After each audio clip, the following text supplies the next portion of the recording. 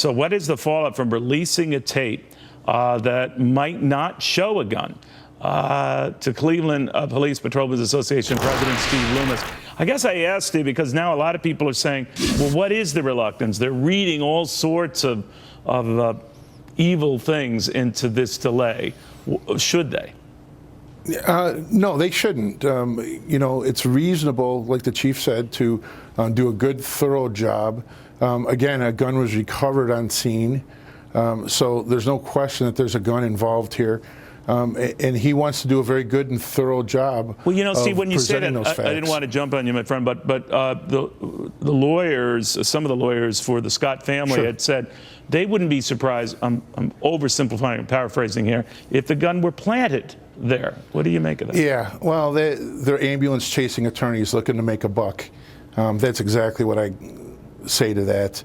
That is absolutely insane and self-serving for them to make that type of But let's statement. say, Steve, they don't find, or at least in the video, it isn't clear. At least in the case of the Tulsa shooting, it was very clear the guy had his arms up, and that was out there very, very quickly. It seemed that the officer went far. In fact, the prosecutor now has charged her with manslaughter.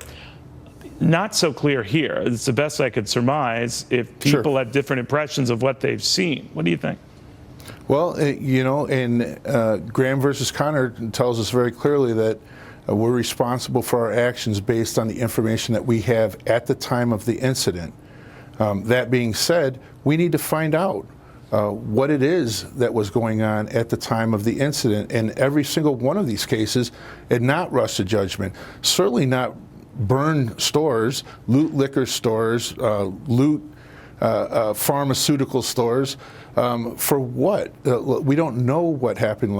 Let the investigation ensue. I don't care if God himself comes down here and investigates this. Send the Department of Justice.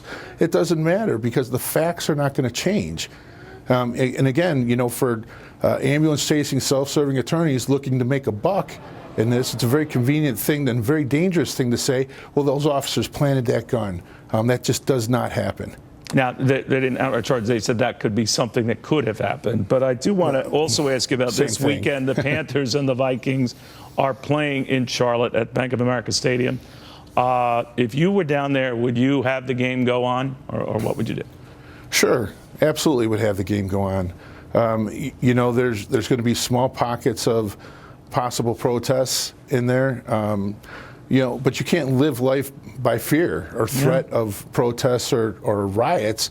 And the police department in Charlotte did an excellent job the last couple nights dealing with the situation that they have. And I'm sure that they have reinforcements that are going to be standing by, if not downtown, but very close proximity.